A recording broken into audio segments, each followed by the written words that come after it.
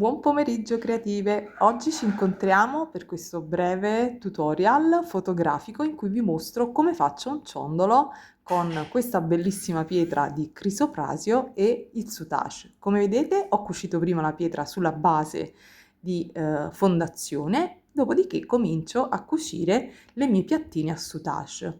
Cucio tutto intorno, unisco al centro. Come vedete utilizzo 3 piattine bellissime per creare un po' di contrasto di colore. Le piattine sono di Fili e Forme, vi lascio i link per la scontistica in info box. Vi mostro qui il retro, sarà un ciondolo un po' particolare. Dopodiché vedete che mi sposto sul lato, esco col lago e inserisco queste perle di pasta di corallo. Quindi vado con il primo decoro, dopodiché eseguo il secondo. Chiudo sul retro e fisso tutto, taglio e metto un po' di colla. Naturalmente quello che faccio a destra lo faccio pure a sinistra. Mi raccomando, poi sul mio canale trovate la playlist su Taci in cui ci sono tutorial dettagliati sulle tecniche base.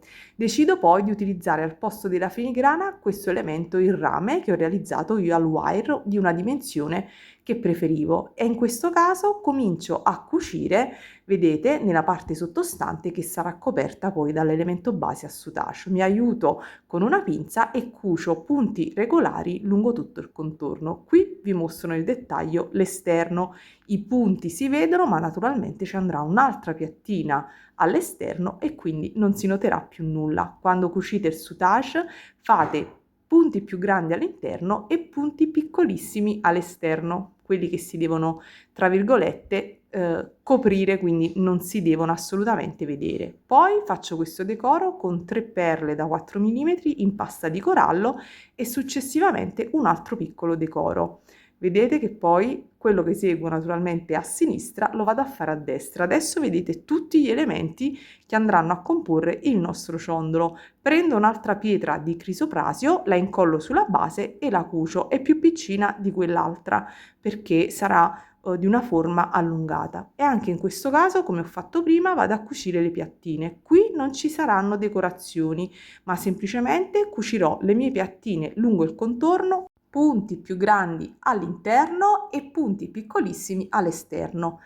Naturalmente le prima piattina potete anche cucire in maniera più comoda perché poi ci andranno le altre superiormente. Quindi come vedete anche qui utilizzo gli stessi colori, non ci sono decori, ma semplicemente sarà soltanto questa pietra accerchiata dal soutache, incorniciata dal soutache. Il divertimento naturalmente sarà assemblare tutti i pezzi. Metto colla alla base di tutte le piattine e taglio, perché questo elemento andrà sottoposto, incollato e cucito all'elemento più grande che ha questo cerchio vuoto. Come vedete incollo e cucio in modo trasversale i 2 primi elementi.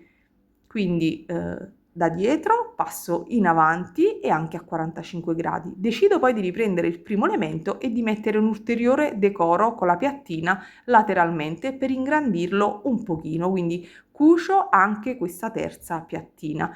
Ecco tutti gli elementi, poi basterà soltanto, vedete, vado poi ad incollare e anche in questo caso cucio. Poi non mi resta che decidere se mettere delle perle, delle gocce in corallo, in agata gialla, quindi decido di mettere un anellino di metallo che vado prima a fermare con una puntina di colla e poi dopo lo andrò a cucire.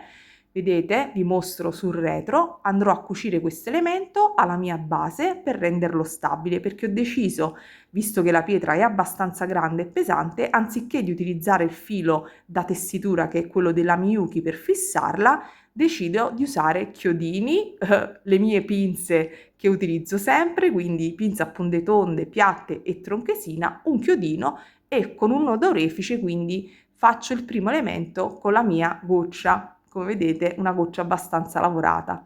Dopodiché con un altro chiodino vado ad unire un'altra perla di colore giallo all'elemento principale. Metto un decorino in acciaio dorato e con un altro nodino ad orefice con quindi il nodino e con le tronchesine finisco il mio ciondolo, ed è così ragazze che nascono i miei ciondoli a soutache. Prendo poi una base da incollo come portaciondolo, potresti anche fare un semplice archetto con le perline, in questo caso io metto la colla, fisso e come faccio sempre do anche dei punti di cucitura sul retro così che il mio perno, scusate, la mia base portaciondolo non si muova più da lì. E così il ciondolo naturalmente è finito, terminato. Spero che questo breve video vi piaccia, condividetelo sui social, lasciatemi un like, lasciatemi un commento. Questo è il mio modo di condividere la mia passione, che è quella di creare gioielli tessili artigianali, particolari, unici e che sicuramente si distinguono tra quelli che si vedono in giro. Vi abbraccio tutte, baci!